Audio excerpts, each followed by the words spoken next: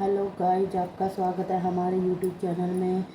आज मैं आपके सामने एक और कथा श्रावण शुक्ल पुत्र एकादशी की कथा लेकर आपके सामने प्रस्तुत हुई हूँ और आपका कीमती समय को नष्ट ना करते हुए बहुत ही कम शब्दों में और आपको एकादशी की कथा सुनाने का थोड़ा प्रयास करती हूँ।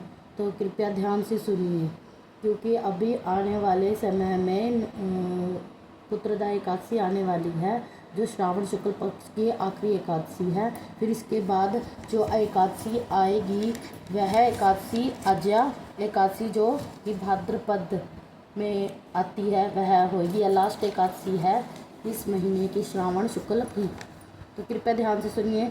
तो शुरुआत करते हैं कथा की। एक पुत्रदा एकादशी व्रत कथा। युधिष्ठिर बोले, हे मधुसूदन, श्रावण शुक्ल पक्ष की एकादशी का क्या नाम है, सो कृपा करके मुझसे कहिए। श्री कृष्ण बोले, हे राजन, प्राचीन समय में महिष्मतिपुरी में महीजीत नाम का राजा राज्य करता था।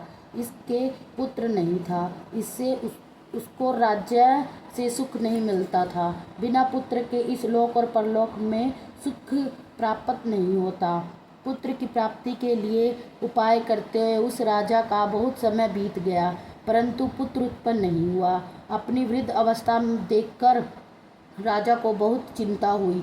सभा में बैठकर प्रजा से बोला, हे मनुष्यों, इस जन्म में मैंने कोई पाप नहीं किया। मैं सदैव धर्म के मार्ग में तत्पर रहा हूँ। मेरे पुत्र क्यों नहीं हुआ, इस पर विचार करो।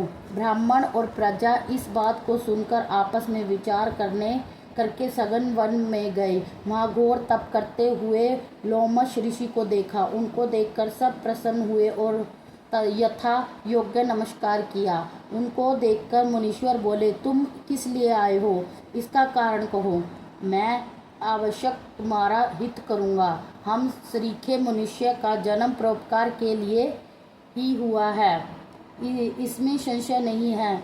मनुष्य बोले, हम अपने आने का कारण कहते हैं, आप सुनिए।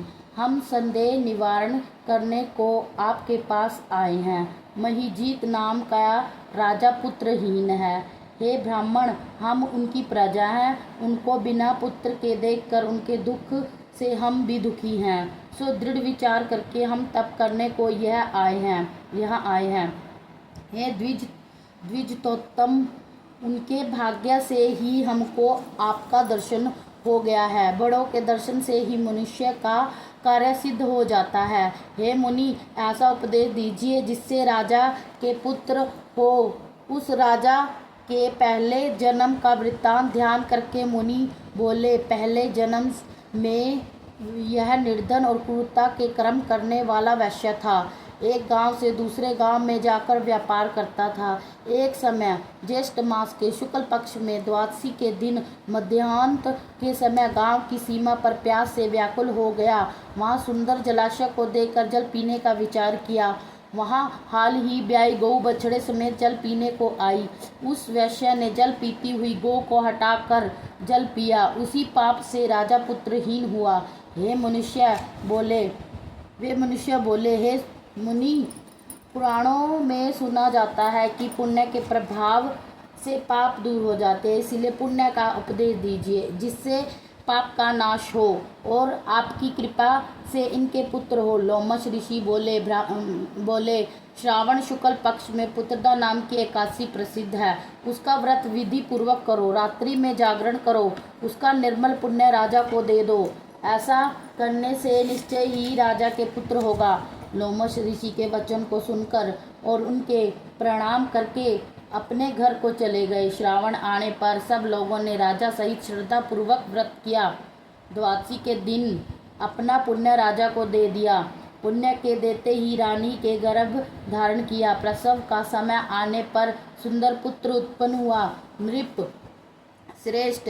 इस प्रकार यह पुत्रदा नाम की एकादशी प्रसिद्ध है। इस लोक और परलोक का सुख चाहने वालों को इस व्रत का करना चाहिए।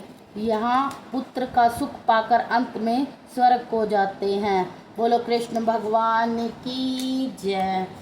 बस आप सभी से हाथ जोड़कर निवेदन है कि मैं आपका कीमती समय को नष्ट ना करते हुए बहुत जल्दी मैंने ये आपको कथा सुनाई है, तो इस वीडियो को, इस कथा को आप ज़रूर सुनिए, जिससे आपको भी कथा का बहुत जल्दी फल मिलेगा सुनने का, और आपका कीमती समय भी बचेगा।